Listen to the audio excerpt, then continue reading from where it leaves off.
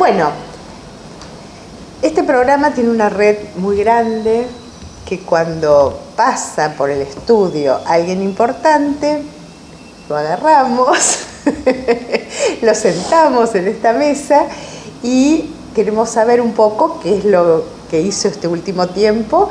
Ahora va a dar cursos en Buenos Aires, pero trae algo muy interesante que vamos a charlar con el señor Enrique Burón. Pero primero, antes de meternos en todo lo que él fue investigando en este último tiempo, vamos a hablar de por dónde estuvo y cómo le fue. ¿Qué tal, Enrique? ¿Cómo te va? Buenas noches. Bueno, ¿por dónde estuviste? Bueno, estuve un poquito por todos lados, va como siempre, ¿no? Estuvimos en Chile, en Uruguay, por supuesto, y ahora hacemos Buenos Aires y saltamos a California de vuelta. Ajá. A dar el curso en inglés allá. Qué bueno, qué bueno. Bueno, siempre con decodificación biológica. Sí, siempre con decodificación. En este proceso de que no parás, por supuesto, como investigador, estás estudiando algo que es fascinante para aquellos que fuimos o somos alumnos tuyos, que es cómo trabaja el estrés, cómo trabajan las emociones, cómo trabajan situaciones muy puntuales, provocando lo que los médicos tradicionalmente llaman virus. ¿Por qué no nos hablas un poco de esto? De cómo superar situaciones de estrés, porque nosotros ya te tuvimos en varios programas y fuimos aprendiendo que cuando hay algo puntual, un accidente, una muerte, una separación, son estrés muy, muy fuertes, que hay que saber manejarlos para no enfermarnos, ¿no? ¿Cómo funciona esto? Yo lo que estoy estudiando, sobre todo respecto a las emociones y los microorganismos, en particular esta nueva cosa que son los virus, lo que estoy estudiando es cuál es el funcionamiento del virus, por qué se dice que el virus enferma o el virus es el culpable de todo esto. Para mí no es así. Para mí nosotros somos la fuente de creación de los virus a partir de emociones nuevas que no sabemos manejar, que no están en nuestro ADN. Ajá. Es lo que llamamos en sistemas, por eso yo soy analista de sistemas, y es lo que llamamos en sistema, es parte de un sistema de altas, bajas y modificaciones. Son datos que se ingresan al ADN o son datos que modifican el ADN en un momento preciso. ¿Por qué?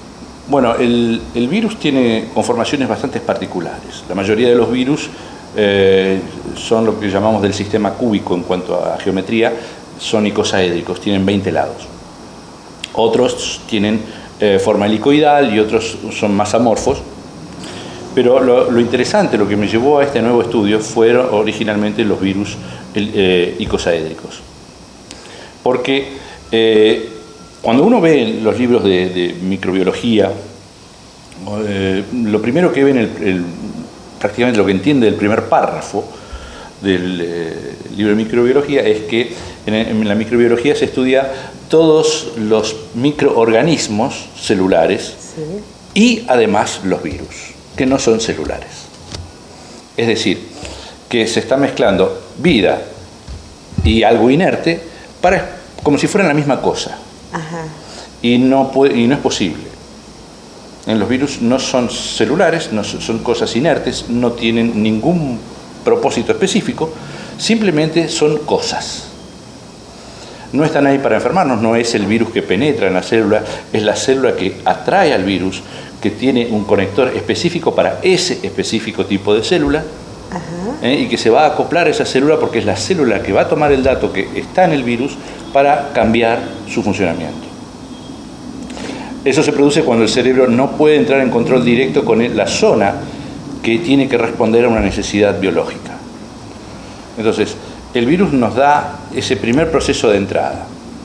Al formarse el virus se forma una cadena, ya sea de ADN o de ARN, y que tienen dos funcionamientos diferentes en nuestro organismo. El ADN se ocupa de todo el archivo histórico de la información, mientras que el ARN es el que va a armar las estructuras y es a través del cual se producen las proteínas, que son las estructuras de nuestro cuerpo. Entonces, cada virus es creado en una función específica. Ahora, según este concepto, nos tenemos que olvidar que no es que el virus es bueno o es malo. No. Es algo. Es algo. Es algo que está en el organismo. Sí, sí. ¿Y por qué la medicina lo encasilla? A veces cuando no saben de qué se trata la enfermedad... Sí, es un virus. Es un virus. Es un virus. Es un virus y te mete en cualquier tipo de antibióticos o lo que fuera tratando de que esto supere, ¿no? O que se muera el virus dentro del organismo. Es súper interesante lo que estás diciendo, porque quiere decir que nosotros podemos, cuando sabemos cómo disparó el cerebro y por qué disparó para determinar ese virus, inmediatamente podemos provocar una mejoría o una sanación. Sí, absolutamente, sí. Sí, sí. Porque en realidad nosotros tenemos un estrés muy violento. Sí. El funcionamiento va a funcionar así. Nuestro cerebro va a buscar la manera de solucionar ese estrés de manera biológica, puesto que racionalmente o físicamente no lo podemos manejar. Entonces, él va a ver en todo el ADN si tiene una respuesta biológica para eso. Si no la tiene que crear. Ajá. Al crearla, lo que va a hacer va a agarrar toda la cadena, digamos lo que llamaríamos en computación la cadena de caracteres, sí, que nosotros hemos creado en el momento del estrés, todo lo que hemos pensado, todo lo que hemos armado y hemos relacionado ese estrés violento a ese pensamiento. El cerebro lo sintetiza en una cadena, son esos codones que hay en el ADN o en el ARN, y lo envuelve en un virus, en una estructura polimérica que está hecho con proteínas, y ese virus queda a disposición. Es como un bombón que está ahí con el licorcito adentro exacto que le queremos probar en ese momento para saciar nuestro problema, ¿no? Entonces, estos virus tienen la cadena que corresponde al pensamiento que se tuvo en el momento del gran estrés. ¿Al pensamiento? Claro, porque si yo lo expreso, ya está. Ya el cerebro recibe la información. Ajá. El problema es por qué tiene que crear el virus.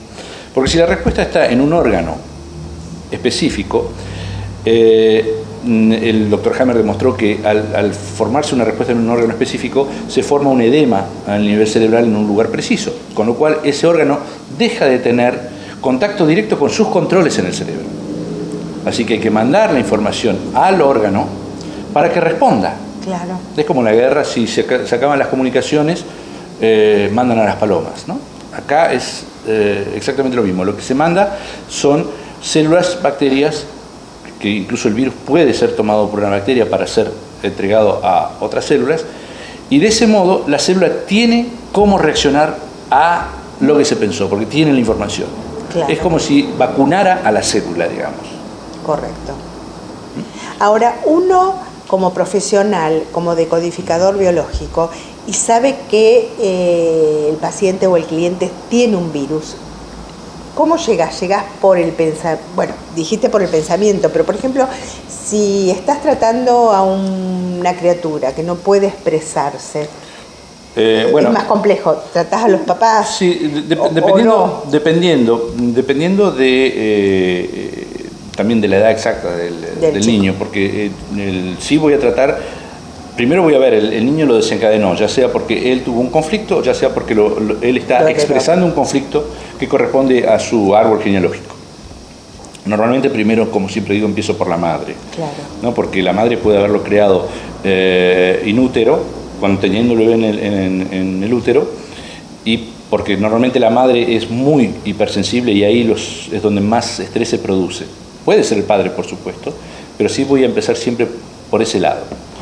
Pero no dejo, si el niño ni puede hablar, bueno, no me hago mucho problema, lo voy a buscar normalmente en el árbol o en los padres. Es decir, que vas directamente a lo que pensó la mamá. Fíjate qué interesante, porque en general uno, cuando trabaja con una persona, estás preguntándole qué sentiste, ¿no? No qué pensaste. No, es como que es decir, es la vivencia, es claro, la unión del sentimiento y el pensamiento. Ahora, ¿qué hacemos? Es la cadenita esta, ¿no? ¿Y qué hacemos cuando tenemos un cerebro o una personalidad que te engaña? engañosa, digamos, ¿no? Porque vos le estás preguntando, y decís, sí, pero yo pensé, no pensé, sí pensé, no quise. En realidad sabemos que no está el engaño, no es voluntario el engaño. Es lo que se llama la mini-maxi esquizofrenia, es decir, que el cerebro, el inconsciente oculta a la persona el origen de su estrés. Cuando yo dije antes el pensamiento, veámoslo de este modo. Tuve un gran estrés muy fuerte en ese momento, es una emoción muy fuerte, y en ese mismo momento yo le puse una etiqueta al estrés. Esto que siento es esto. Claro. Entonces, esa cadena, es decir, la creación del virus se produce por la intensidad de estrés que se produce, y la cadena es esa etiqueta que yo le puse al estrés. ¿Cómo definí yo ese estrés en mi interior, digamos, ¿no? ¿Sos consciente de lo que estás investigando? Sí, es apasionante, es muy lindo, sí.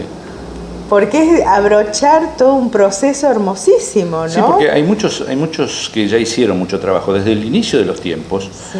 De hecho, la microbiología no se puso de acuerdo nunca sobre el origen de los virus, y la mitad de los microbiólogos dicen que los virus son patógenos, la otra mitad dice que no, o que no son seres vivientes, la otra mitad dice que sí.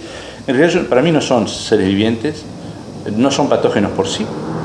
Solamente están cumpliendo con un transporte de información, un alta, una baja o una modificación dentro del sistema de información de nuestro cuerpo que está dentro del ADN o el ARN. Ajá. ¿Y las bacterias? No, las bacterias funcionan de otra manera. Ellos son celulares, son seres vivientes. Y las bacterias tienen ya información básica de funcionamiento, de supervivencia, que viene arrastrando desde el inicio de la vida. De hecho, la primera bacteria, al enfrentarse al entorno, la primera que existió, el primer ser viviente que existió, al enfrentarse al entorno, necesitó cambiar su propio ADN, que era posiblemente muy pequeño, y para eso necesitó un virus, crear un virus, porque lo que crea los virus, donde se crean los virus es en los cuerpos de inclusión de las células vivientes, ya sea las células o las bacterias. Claro. Entonces, ahí ya necesitó hacer un cambio a partir de eso. Originalmente, ahora podemos decir, muchos dicen, pero hay cánceres que son producidos por virus y todo así. Originalmente siempre fueron producidos por virus, originalmente, en el tiempo. Después esa información ya queda en el cerebro, no se necesitan más virus. Por eso nosotros vamos a tender a tener enfermedades de pequeño que nunca las vamos a repetir. En realidad sí vamos a repetir síntomas muy similares, pero no van a encontrar virus, así que no van a poder decir que es la misma enfermedad. A ver, qué interesante, porque estoy pensando un poco en toda esta teoría del autismo que dicen que tiene que ver con virus o con bacterias o lo que fuera que tenía la mamá antes de nacer el bebé. ¿Tendrá algo que ver o no? En el caso del autismo sabemos que yo lo he podido comprar varias veces. Cuando estaba en Canadá había atendido bastante autismo. Y lo he podido comprobar, se refiere a lo que el doctor Hammer había dicho respecto de un ancestro que había quedado fuera de comunicación, sin poder comunicarse. También he encontrado casos de que la persona no puede llevar a cabo algo porque ese algo podría matarlo. Es decir, procesa toda una información y no puede avanzar más allá porque podría ser peligroso, no tiene derecho al error. Son dos cosas que he encontrado en el autismo de manera recurrente. Posguerra, pero no, por supuesto, pero esa información tiene que llegar al cerebro, de algún modo. Posiblemente fue a través de un virus. Pero, como digo, el virus no es algo que uno capta, te tocó y te tocó. No, el virus tiene mucho que ver con el mantenimiento de la vida.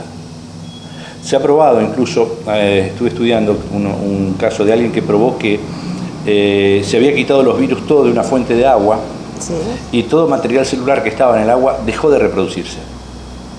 Dijeron que era porque ahora no podían comer, no tenían con qué comer los virus. Sí, pero no murieron. Dejaron de reproducirse. Ajá. Es como que la comunicación se acabó. El cambio con el entorno se acabó, lo que crearon con el entorno. Entonces, eso nos lleva un poquito al animal en el zoológico que tardó mucho, claro, en adaptarse a su entorno para poder volver a reproducirse.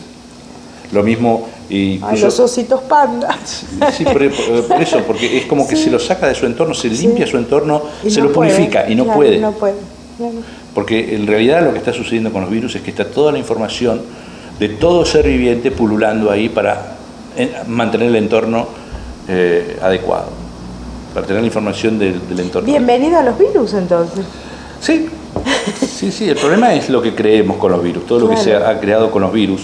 Yo supongo que esto no le va a gustar a unos cuantos, pero es muy interesante porque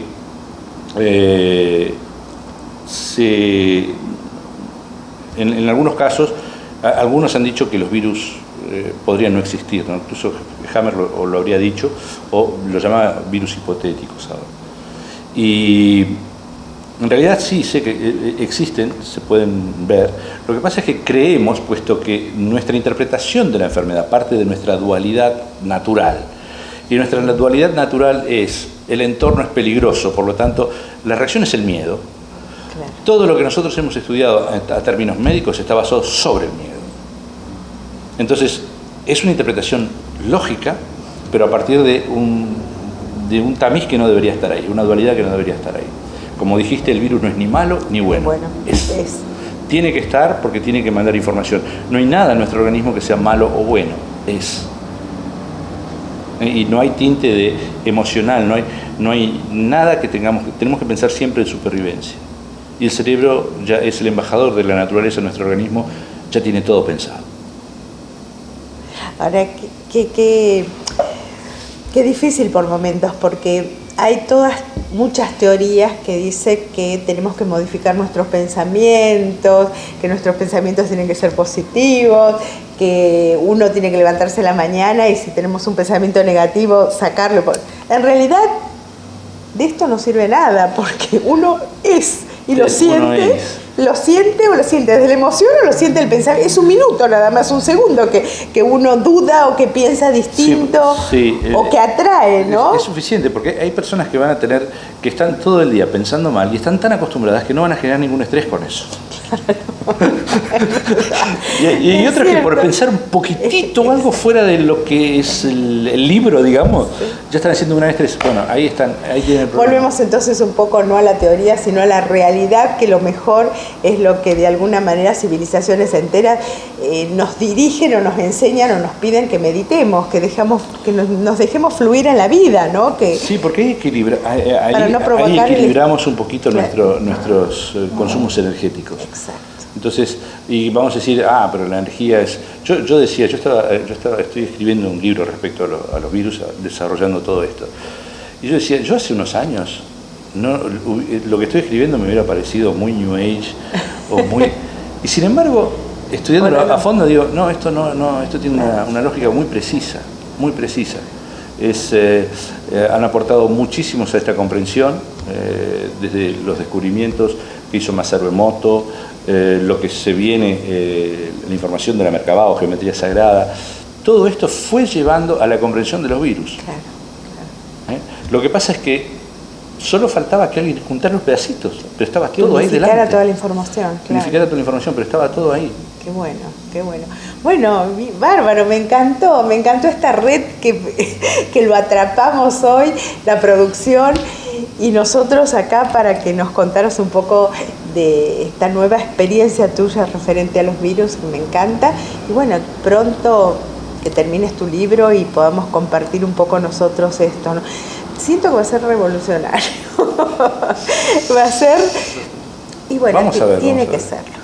Tiene que serlo. Uno puede estar de acuerdo, el otro no puede estar de acuerdo, pero en realidad... Por supuesto, yo digo, no tengo las herramientas tampoco para comprobar de un modo empírico y en el tiempo esta teoría, solo planteo la teoría. Claro. No. ¿Y qué necesitarías, por ejemplo, un laboratorio con gente especializada para poder lo que pasa investigar? Es que el laboratorio, eso lo podemos resolver. El tema es que para comprobar esto deberíamos capturar el momento de creación de un virus en el momento del estrés que se produce, y el estrés, por supuesto, tiene que ser inesperado. Entonces, es un problemita. Claro. Es un problemita, pero lo que explico, incluso lo explico una parte de esto en el primer módulo del curso, tiene una lógica bastante secuencial, bastante precisa.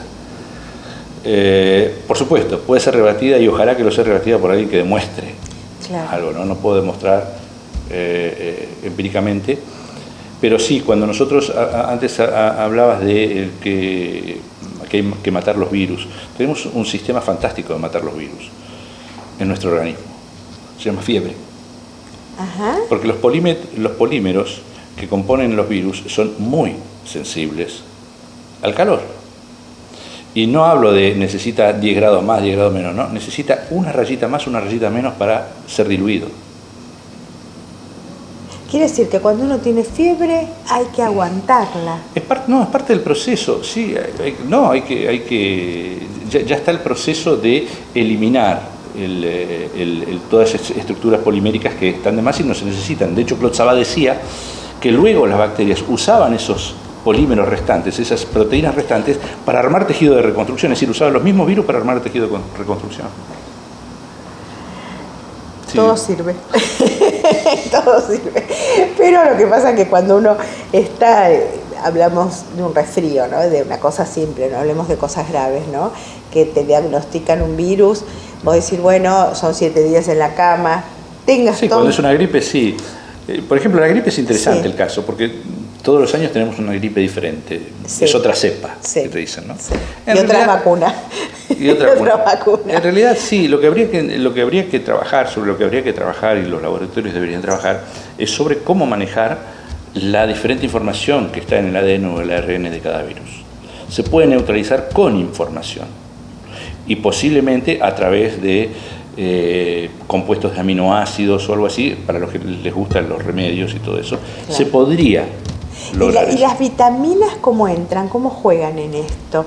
Porque viste que ahora hay toda una línea de vitamina C, de hacer shock de vitamina C, de ingerir más. Sí, pero depende de lo que necesitas. Por ejemplo, la vitamina C. Hay una enfermedad que es por ausencia de vitamina C, el escorbuto. Sí. Yo voy a tomar vitamina C, pero si no la necesito, lo que va a hacer mi cerebro va a ser expulsarla. Simplemente lo voy a expulsar por la orina. Claro. No la voy a necesitar. Mi cerebro no necesita más de lo que ya tiene. Le estoy obligando, si lo saco de su equilibrio, lo estoy obligando a que maneje cosas que no debería estar manejando. Si tengo escorbuto, sí, voy a necesitar vitamina C, pero ¿qué pasa? Primero tengo que resolver el problema que generó el escorbuto, para que la vitamina C que yo voy tomando, mi cerebro no la vaya sacando igual, porque para él el nivel de vitamina C debería ser muy bajo, para el cerebro, para solucionar el problema que creó en forma de escorbuto. Entonces, el manejo de todas estas proteínas están manejados pero a la perfección por nuestro cerebro. Por eso digo, cuando tenemos ciertos virus y vemos precisamente por qué los virus se reproducen en las células, es muy lógico. Hay células madres que reproducen virus que van a mandar esa mitosis de virus, esa multiplicación de virus, a otras células que deben cambiar su funcionamiento para responder a un requerimiento preciso. No es el virus que invade la célula y vive ahí y dice, me meto ahí porque acá me voy a multiplicar. Es un ser inerte, no puede tomar decisiones, no tiene vida. Es como yo decía respecto al bombón, es como que decir que el bombón me ataca a mí para que yo me lo coma. A veces sí, te llama. Sí, pero a veces pasa por una bombonera y decís, el virus es el bombón y me ataca a mí, que soy el que decide si lo tomo, lo como o no lo como. Entonces hay mezclar los demás microbios con los virus no tiene sentido. Enrique, te agradezco muchísimo, me dejas no pensando, recontra pensando. Uno te escucha atentamente esto y cómo va modificando tu forma de pensar, tu forma de ver la enfermedad o de trabajar, ¿no? Tu propia vida, porque en realidad somos alumnos de esta escuela que es la Tierra, ¿no? Sí, sí. Gracias, me encanta haberte tenido por acá. Me encanta haber vuelto a aprovechar que estamos. Aprovechamos este momentito y aprendimos muchísimo en el día de hoy. Gracias. Bueno, muchas gracias.